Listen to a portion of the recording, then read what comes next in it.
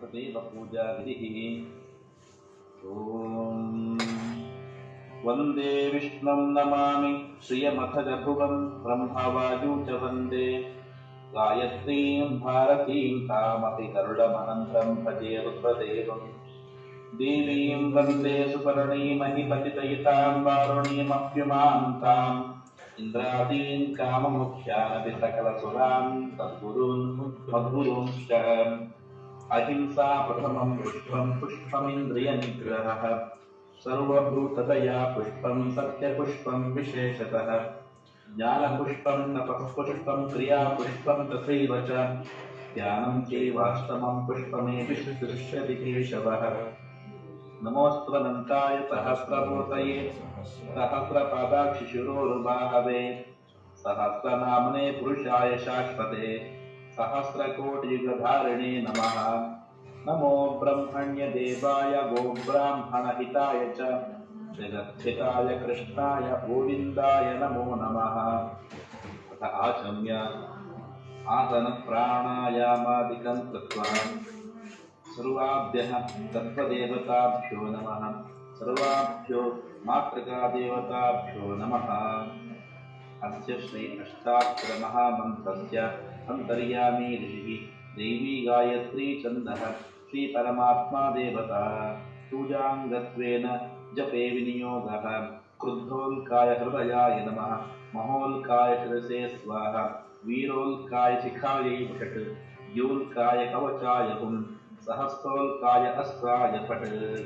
दिग्बन्धः उद्यद्भासत्समाभासश्चिदानन्दैकदेहवान् चक्रशङ्खगदा पद्मधरोऽध्येयोऽहमीश्वरः। लक्ष्मीधराभ्यामाष्टिष्टस्वमूर्तिगणमध्यगः ब्रह्मवाजुशिवाहीशवितैश्चक्रादिकैरपि सेव्यमानोऽधिकं भक्त्या नित्यनिःशेषशक्तिमान् मूर्तयोष्टावपिध्येयाश्चक्रशङ्खवरापदैः युक्ताः प्रदीपवर्णाश्च सर्वाभरणभूषिताः। बिम्बोऽसि प्रतिबिम्बोऽस्मि तव यद्यपि चान्तरं स्वामिन् निर्दोषमद्दोषं विरेचय नमोऽस्तु ते। ॐ नमो नारायणाय। ॐ नमो नारायणाय। ॐ नमो नारायणाय। ॐ नमो नारायणाय। ॐ नमो नारायणाय। ॐ नमो नारायणाय। ॐ नमो नारायणाय। ॐ नमो नारायणाय। ॐ निहुसीद गणपते गणेश त्वामाहुर्विप्रामन्त्रवीरान् नरते पुत्रीयते गणारे महामर्कं माधवं चित्रमच्च। गङ्गाद्याः सकलतीर्थाभिमानिदेवताः सन्निहिताः सन्तु। गङ्गे च यमुने चैव गोदावरी सरस्वती नर्मदे सिन्धु कावेरी जलेऽस्मिन् सन्निधिं कुरु। पूर्वोक्त एवं गुणगणविशेषणविशिष्टायां शुभपुण्यतिथौ माङ्गल्यमूर्तिश्रीं मध्वान्तर्यामिश्री लक्ष्मीनारायणप्रेरणया लक्ष्मीनारायणप्रीत्यर्थम् भगवतो बलेन भगवतो वीर्येण भगवतस्तेजसा भगवतः कर्मणां भगवतः श्रीलक्ष्मीनारायणस्य प्रसादित्यर्थं पूजात्मकं कर्म करिष्ये। आगमार्थं देवानां गमनार्थं तु रक्षसां कुरुघण्टारवं तत्त्वदेवताह्वानलां प्रसीद तुलसी देवी प्रसीद हरिवल्लभे क्षीरोदमसमोद्भूते तुलसी त्वां नमाम्यहम्। शङ्खपूजां करिष्ये। ॐ सहस्रारपुंसः इति शङ्खं प्रक्षाल्य जलं पूरयित्वा गन्धतुलस्यादिकं निक्षिप्य त्वं पुरा सागरोत्पन्नो विष्णुना विधृतः करे प्रणतः सर्वदैवैश्च पाञ्चजन्यनमोऽस्तु ते। गर्भादेवारिनारीणां विशीर्यन्ते सहस्रधा तव नादेन पाताले पाञ्चजन्यनमोऽस्तु ते। दर्शनादेव शङ्खस्य किं पुनः स्पर्शने कृते विलयं यान्ति पातानि तमः सूर्योदये यथा। हत्वा शङ्खं करे स्पृष्ट्वा मन्त्रेणानेन वैष्णवः स्थापयति गोविन्दं तस्य पुण्यमनन्तकम्। धेनुमुद्रादिकं प्रदर्श्य ॐ नमो नारायणाय। शङ्खं चन्द्रार्कदैवत्यं मध्ये वरुणदैवतं पृष्ठे प्रजापतिर्वेधा अग्रे गङ्गा सरस्वती त्रैलोक्ये यानि तीर्थानि वासुदेवस्य चाज्ञया शङ्के तिष्ठन्ति विप्रेन्द्र तस्मात् शङ्कं प्रबोधयेत्। ॐ भूर्भुवः स्वः ॐ अपवित्रः पवित्रो वा सर्वावस्थाङ्गतो विवा यस्परेत् पुण्डरीकाक्षं समाप्याभ्यन्तरश्रुतिः इति पूजा साधनानि प्रोक्ष्य स्वयं प्रोक्ष्य पुनर्जलं पूरयित्वा ॐ नमो नारायणाय इति मन्त्रम् 8 वारं जप्त्वा कलशपूजां करिष्ये। कलशद्वये तुलस्यादिकं निक्षिप्य कलशस्य मुखे विष्णुः कण्ठे रुद्रः समाश्रितः मोदे तत्र स्थितो ब्रह्मा मध्ये मातृगणाः स्वताः चक्षुः तु सागराः सर्वे सप्तद्वीपा वसुन्धरा ऋग्वेदोऽथ यजुर्वेदः सामवेदो ह्यथर्वणः अङ्गैश्च सहिताः सर्वे कलशाम्बुसमाश्रिताः गङ्गे यमुने चैव गोदावरी सरस्वती नर्मदे सिन्धु कावेरी जलेऽस्मिन् सन्निधिं कुरु। एकपञ्चाशद्वर्णानां 24 मूर्तयः आत्माद्या वासुदेवाद्या विश्वाद्या मत्स्यकच्छपो कोलो नृसिंहः सवटुर्यामदज्ञरभूद्वः वासिष्ठयादवो कृष्णा वात्रेयो बुद्ध्यकल्पिनो शिंशुमारश्चेतुत्वं कलशनामकाराः अजातिशिंशुमारान्तमूर्तिभ्यो नमः। ॐ नमो नारायणाय भगवन्नागच्छागच्छ श्रीकं सपरिवारम् अजातिक्षतकलासहितं श्रीलक्ष्मीनारायणं कलशमध्ये आवाहयामि सर्वोपचारपूजाः समर्पयामि। कलशः कीर्तिमादिश्च प्रज्ञां मेधां श्रियं भगन् योग्यतां पापहानिं च पुण्यवृद्धिं च साधयेत्। पीठपूजां करिष्ये। ॐ परदेवतायै नमः। श्रीगुरुभ्यो नमः। सर्वदेवताभ्यो नमः। सर्वगुरुभ्यो नमः। गरुडाय नमः। वेदव्यासाय नमः। दुर्गायै नमः। सरस्वत्यै नमः। धर्माय नमः। ज्ञानाय नमः। वैराग्याय नमः। ऐश्वर्याय नमः। अधर्माय नमः। अज्ञानाय नमः। अवैराग्याय नमः। अनैश्वर्याय नमः। परमपुरुषाय नमः। आधाररूपिण्यै शक्त्यै नमः। कूर्माय नमः। अनन्ताय नमः। पृथिव्यै नमः। क्षीरसागराय नमः। श्वेतद्वीपाय नमः। महते दिव्यरत्नमण्डपाय नमः। पद्माय नमः। अर्कमण्डलाय नमः। सोममण्डलाय नमः। मन्निमण्डलाय नमः। संसत्त्वाभिमानिन्यै श्रिये नमः। रजोभिमानिन्यै भूम्यै नमः। तमोभिमानिन्यै दुर्गायै नमः। आत्मने नमः। अन्तरात्मने नमः। परमात्मने नमः। ज्ञानात्मने नमः। विमलायै नमः। उत्कर्षिण्यै नमः। ज्ञानायै नमः। क्रियायै नमः। योगायै नमः। बह्व्यै नमः। सत्यायै नमः। ईशानायै नमः। अनुग्रहायै नमः। भगवतः श्रीलक्ष्मीनारायणस्य योगपीठात्मने श्रीमदनन्ताय नमः। ॐ सहस्राशीर्षा पुरुषः सहस्राक्षः सहस्रापात् तपोमिं विश्वतो वृत्वाद्यातिष्ठद्दशाङ्गुलम्। ॐ नमो नारायणाय। ॐ नमो नारायणाय। ॐ नमो नारायणाय। ॐ आत्मा देवानां भुवानस्य गर्भो यथा वचं चारति देव एषः घोषा इदस्य शृण्विरेखरूपं तस्मै वाताय अभिषा आविधेम।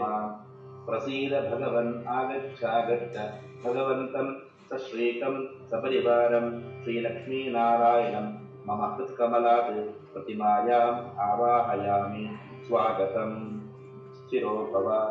आवाहितो भव। संस्थापितो भव। सन्निहितो भव। सन्निरुद्धो भव। सम्मुखो भव। अवगुम्फितो भव। उत्पसन्नो भव। प्रसीद प्रसीद। सर्वाभ्यः तत्तदेव। ॐ नमो नारायणाय। ॐ नमो नारायणाय। ॐ नमो नारायणाय। ॐ नमो नारायणाय। ॐ प्राणापानव्यानो दानसमानाय नमः। ॐ प्राणापानव्यानो दानसमानाय नमः। ॐ प्राणापानव्यानो दानसमानाय। ओम ह्रीं नमः शिवाय ओम ह्रीं नमः शिवाय ओम ह्रीं नमः शिवाय ओम ह्रीं नमः शिवाय ओम ह्रीं ओम गंगणपतये नमः ओम गंगणपतये नमः ओम गंगणपतये नमः ओम गंगणपतये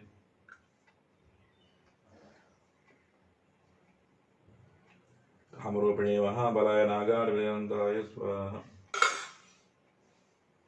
भ्यो नमः सर्वाभ्यो मातृकादेवताभ्यो नमः साक्षरं दत्त्वा ॐ नमो नारायणाय ॐ नारायणाय विद्महे वासुदेवाय धीमहि तन्नो विष्णुः प्रचोदयात् भो स्वामिन् जगतां नाथ यावत् पूजावसानकं तावत् सम्प्रीतिभावेन बिम्बेऽस्मिन् संस्थितो भव ॐ नमो नारायणाय अर्घ्यं समर्पयामि आद्यं समर्पयामि आचमनं समर्पयामि मधुपर्कं समर्पयामि पुनराचमनं समर्पयामि स्नानं करिष्ये सूक्तादिना स्नानं कृत्वा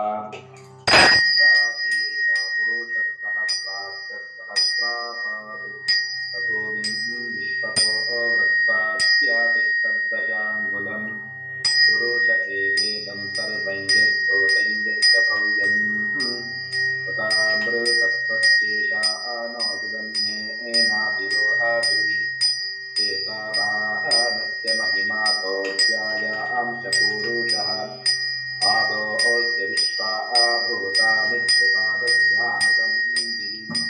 त्रिपादो वर्धवति पुरुषः पादोऽस्येहाभावः पुनः ततो विष्माङ्गक्रामस्ताशनामशने अपि तस्माद्विराजायत विराजो अभिपूरुषः सजातो हत्यारित्यतपश्चाद्यो विमतो पुरः यत्पुरुषेण हविषा देवा यज्ञमतं वद सन्तो अस्यापि राज्यं ग्रीष्मैश्वरद्भिः संयज्ञं बर्हिः प्रोक्षं पुरुषं जातमद्गतः तेना देवा आयजन्तसाध्यायिषायस्तये तस्माद्यज्ञात् सर्वभूतस्सम्भृतं बृहदाज्यं पशूंस्तांश्चक्रेवायुव्याः नारण्यान् ग्राम्यास्तये तस्माद्यज्ञात् सर्वभूतगतस्तामानि जिज्ञिरे छन्दां जिज्ञिरे तस्मादजायत तस्मादश्वा अजायन्त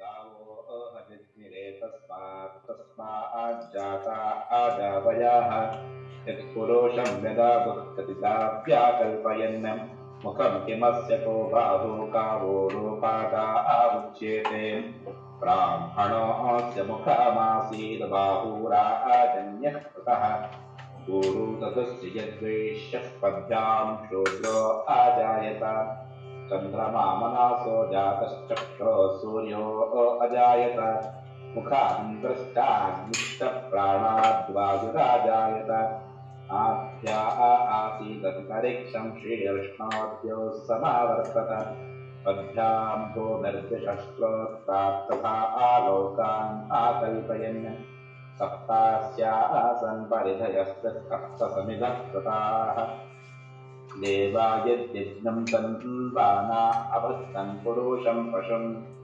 यज्ञेना यज्ञमायजन्त देवास्तानि धर्माणि प्रथमान्यासन् सेहनाकं महिमानस्तदन्तयत्र पूर्वे साध्यास्तन्ति देवाः स्नानं समर्पयामि वस्त्रं समर्पयामि विभूषणं समर्पयामि उपवीतं समर्पयामि गन्धं समर्पयामि पुष्पाणि समर्पयामि स्तोत्रैः नामपूजादिकं कृत्वा आवरणपूजां करिष्ये ॐ परमपुरुषाय नमः लक्ष्मी नमः धरायै नमः वृद्धोल्काय नमः महोल्काय नमः वीरोल्काय नमः द्योल्काय नमः सहस्रोल्काय नमः प्रथमावरणपूजां समर्पयामि वासुदेवाय नमः मायायै नमः संकर्षणाय नमः जयायै नमः प्रद्युम्नाय नमः कृत्ये नमः अनिरुद्धाय नमः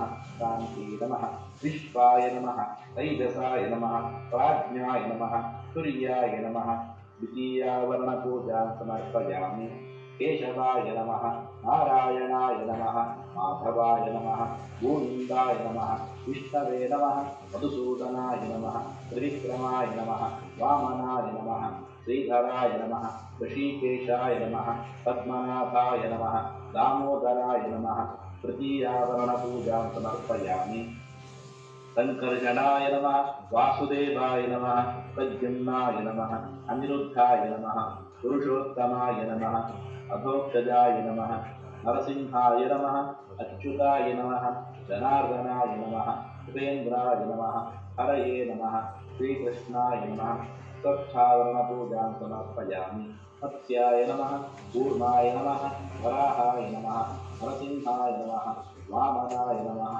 परशुरामाय नमः रामाय नमः कृष्णाय नमः बुद्धाय नमः कल्किने नमः अनन्ताय नमः विश्वरूपाय नमः पञ्चमावरणपूजां समर्पयामि अनन्ताय नमः ब्रह्मणे नमः वायवे नमः ईशानाय नमः गरुडाय नमः वारुण्यै नमः गायत्र्यै नमः भारत्यै नमः गिरिजायै नमः सौकर्ण्यै नमः षष्ठावरणपूजां समर्पयामि इन्द्राय नमः अग्नये नमः यमाय नमः निरुतये नमः वरुणाय नमः वायवे नमः सोमाय नमः ईशानाय नमः अनन्ताय नमः ब्रह्मणे नमः सप्तमावरणपूजां समर्पयामि तद्रूपः वनस्पतिरसोत्पन्नो गन्धः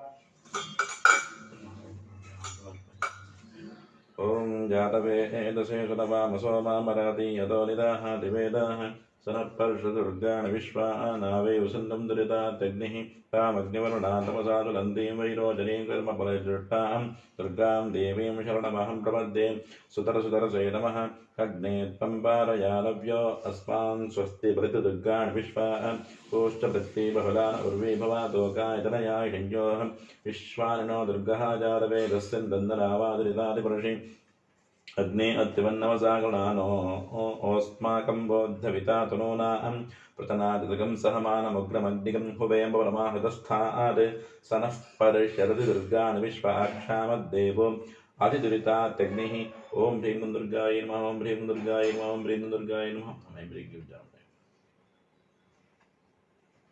सर्वोपचारपूजाः समर्पयामि ॐ बडित्था तद्भवोजेदाय दर्शनं देवस्य वर्गस्सः सोयतोजनि यदेव भगवरा ते साधा ते मतेर्दृसधेना अनयन्तसुताः वृक्षोपविदुमा नित्य आचार्ये द्वितीयमा सप्तशीवाशमातुषं तृतीयामस्तवृषभस्य दोहसेदशप्रमतिं जनयन्तयोषाणः निर्यदीं बुद्धान्माहिषस्य वर्पास ईशाना षष्ठवासाक्रन्ता सूरयाः यदि मदप्रतिभो मद्वा आदवे गुहासन्तं मातरिष्वा आमतायुतिं प्रयत्पितः पारमान्येते पर्याप्रक्षुतो विरुदोदं सूरो हरिम् उभा यदशिशं जन्मादादिद्विष्टो अभवद्गुणाशीः आदीन् मातृराभिषद्यां स्वाशुचिरं समानौर्व्याविवावृतिम् अनुयत्पूर्वा अरुहत्सनदुर्व्यासेष्टवारासुदावदे बुद्धिर्बलं यशोधैर्यं निर्भयत्वमरोगता अजाड्यं वाक्पटुत्वं च हनूमस्मरणाद्वैत हनूमते नमः सर्वोपचारपूजा समर्पयामि ॐ सद्यो जातं प्रपद्यां सद्यो जातावे नमो नमः भवे भवेनादिभवे भवस्मां भवोद्भवाय नमः वामदेवाय नमो ज्येष्ठाय नमः श्रेष्ठाय नमो रुद्राय नमः कालाय नमः कलविकरणाय नमो बलविकरणाय नमो बलाय नमो बलप्रमदनाय नमः सर्वभूतमनाय नमो मनोन्मनाय नमः अघोरेभ्यो घोरेभ्यो घोरघोरतरेभ्यः सर्वेभ्यः सर्वसर्वेभ्यो नमस्ते अस्तु रुद्ररूपेभ्यः तत्पुरुषा विद्महे महादेवाय धीमहि तन्नो रुद्रः प्रचोदयात् ईशानः सर्वविद्यानाम् ईश्वरः सर्वभूतानां ब्रह्माधिपतिर्ब्रह्मा शिवो मे अस्तु सदा शिवों त्र्यम्बकं यजामहे सुगन्धिं पुष्टिवर्धनम् उर्वारुकमिव बन्धनां मृत्योर्मुक्षीयमामृतात् ॐ शिवाय ॐ नमः शिवाय ॐ नमः शिवाय ॐ नमः शिवाय सदाशिवरुद्राय नमः सर्वोपचारपूजाः समर्पयामि ॐ नमस्ते गणपतये त्वमेव प्रत्यक्षं तत्त्वमसि त्वमेव केवलं कर्तासि त्वमेव केवलं हर्तासि त्वमेव केवलं हर्तासि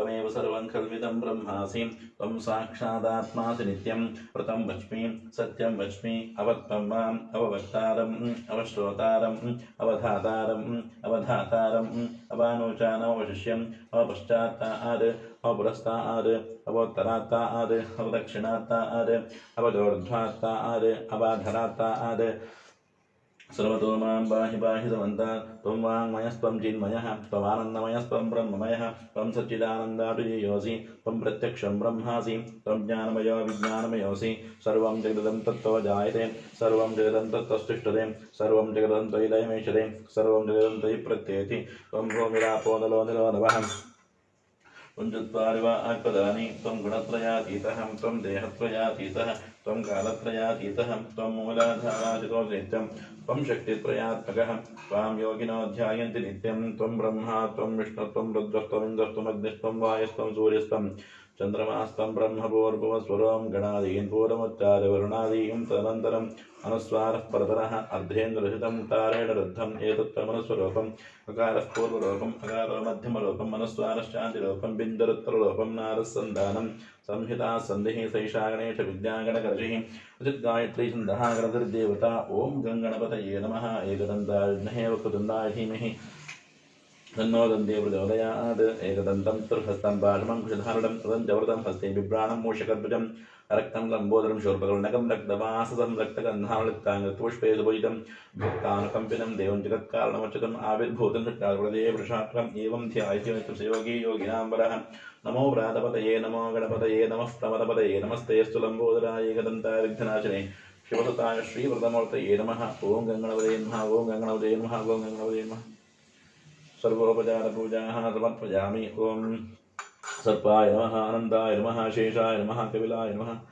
कालिकाय नमः शङ्खपालाय नमः भूतलाय नमः वासुकये नमः नमो सर्पेभ्यो एके च पृथिवीमनो ये अन्तरिक्षे दिवतेभ्यः सर्पेभ्यो नमः ये दोरोजने दिवो ये वासोरिसरश्मिषो येषाम् अप्सु तत्कृन्तेभ्यः सर्पेभ्यो नमः या ईशवो या दुधाना नावे वावनुत्पदीकुम्भनो ये वावटे ऋषे रषे तेभ्यः सर्पेभ्यो नमः नागाधिपतये नमः सुश्रीकाय सपरिवाराय सर्वालङ्कारविहिताय श्री लक्ष्मीनारायणाय नमः कृष्णाष्टोत्तरशतनामस्तोत्रैः वा विष्णुसहस्रनामैः समभ्यर्च्य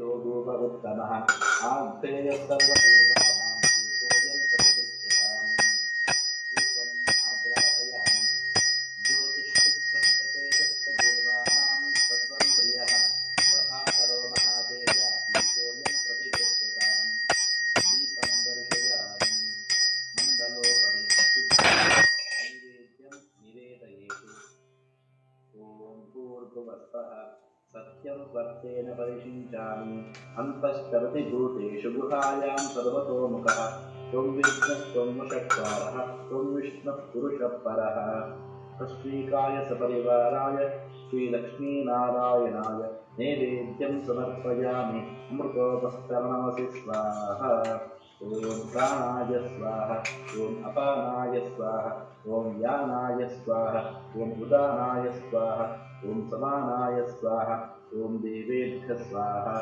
ॐ नमो नारायणाय इत्यादि मन्त्रान् जप्त्वा अमृतापिधानमसि उत्तरापोषणं समर्पयामि मण्डूषं समर्पयामि तत्प्रक्षालं समर्पयामि शुद्धाचलनं समर्पयामि लब्धताम्बूलं समर्पयामि नैवेद्यं विसर्जयामि आराधनं करिष्ये ॐ जयत्यजोखण्डगुणोर्मण्ड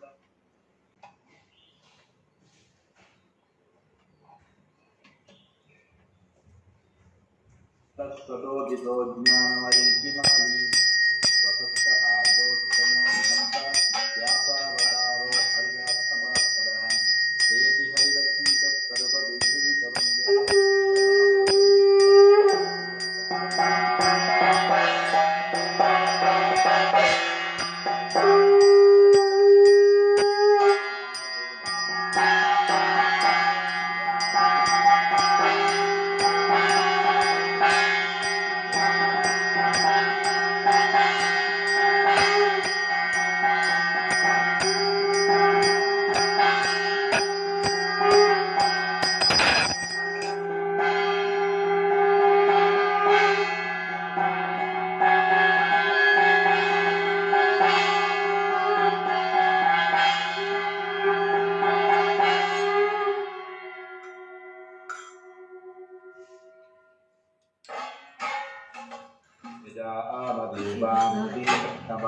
ममाद्याय प्रश्नं समाकृच्छिदेवाः मङ्गलनीराजनं समर्पयामि राजाधिराजाय प्रसह्य साहिने नमो वयं वै श्रवणाय कुर्महे समे कामान् कामकामाय मह्यं कामेश्वरो वै श्रवणो दधातु कुबेराय वै श्रवणाय महाराजाय नमः मन्त्रपुष्पाञ्जलिं समर्पयामि छत्रं समर्पयामि ताम्बूलं समर्पयामि दर्पणं समर्पयामि वेदनं समर्पयामि पादुके समर्पयामि गीतं समर्पयामि नृत्यं समर्पयामि वादित्राणि समर्पयामि समस्तराजोपचारपूजाः समर्पयामि नारायणाय विद्महे वासुदेवाय धीमहि तन्नो विष्णुः प्रचोदयात् प्रसन्नार्घ्यं समर्पयामि यस्य प्रत्यात्नामोक्त्या तपो यज्ञक्रियादिषु नूनं सम्पूर्णतां यान्ति सद्यो वन्देकमच्युतं मन्त्रहीनं क्रियाहीनं भक्तिहीनं जनार्दनं विस्मृतं त्वमया देव परिपूर्णं ततस्तुते कायेन वाचा मनसेन्द्रियैर्वा बुद्ध्यात्मना वा अनुसृतस्वभावं करोमि यद्यत् सकलं परस्मै नारायणायेति समर्पयामि अनेन मया कृतेन श्रीलक्ष्मीनारायणपूजाकर्मणा मध्वान्तर्गत श्रीलक्ष्मीनारायणः प्रीयताम् श्रीकृष्णार्पणमस्तु अच्युताय नमः अनन्ताय नमः गोविन्दाय नमः अच्युताय नमः अनन्ताय नमः गोविन्दाय नमः अच्युताय नमः अनन्ताय नमः गोविन्दाय नमः नारायणाय नमः ओम प्रसीद भगवन् आगच्छ भगवन्तं सुश्रीकं सपरिवारं श्रीलक्ष्मीनारायणं हृत्कमले प्रवाहयामि यानि कानि च पापानि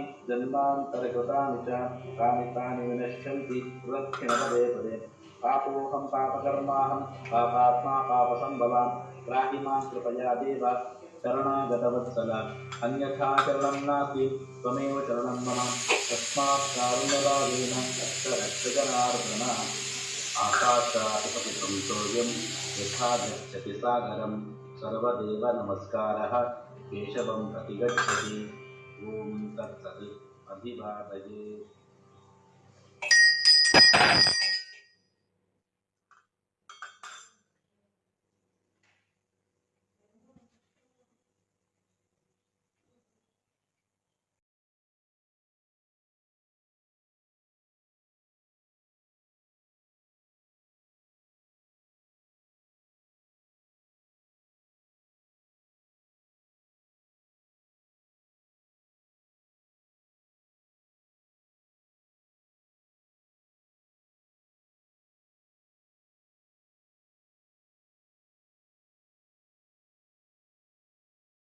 हिरण्यवर्णां हरणीं सुवर्णरजतस्रजां चन्द्रां हिरण्मयीं लक्ष्मीं जातवेदो महावः तां महावः जातवेदो लक्ष्मीमनपगामिनीं यस्यां हिरण्यं विन्देयङ्गामश्वं पुरुषानहम् अश्वपूर्वामृतमध्यां हस्तिनादप्रबोधिनीम्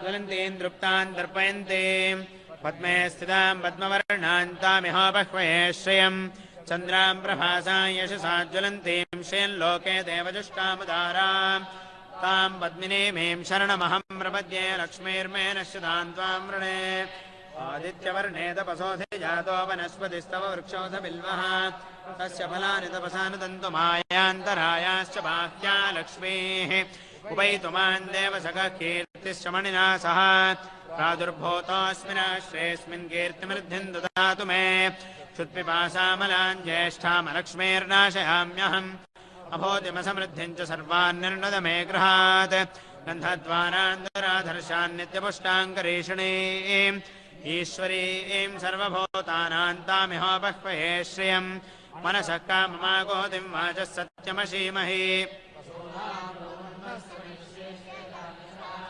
कर्दमेन प्रजाभूता मयि सम्भव कर्दमा श्रियं वासे मे कुले मातरं पद्ममालिनीम् आपःसृजन्तु स्निग्धानि चिक्लीतवसमे गृहे निजदेवीं मातरं श्रियं वासे मे कुले आर्द्रां पुष्करणीं पुष्टिं सुवर्णां हेममालिनीं सूर्यां हिरण्मयीं लक्ष्मीं जातवेदो महावः आर्द्रां यः कर्णे यष्टिं पिङ्गलां पद्ममालिनीं चन्द्रां हिरण्मयीं लक्ष्मीं जातवेदो महावः तां महावः जातवेदो लक्ष्मीमनपगामिनीं यस्यां हिरण्यं प्रभूतं गावो दास्योऽश्वा इन्देयं पुरुषानहं महादेव्यै च विद्महे विष्णुपत्न्यै च धीमहि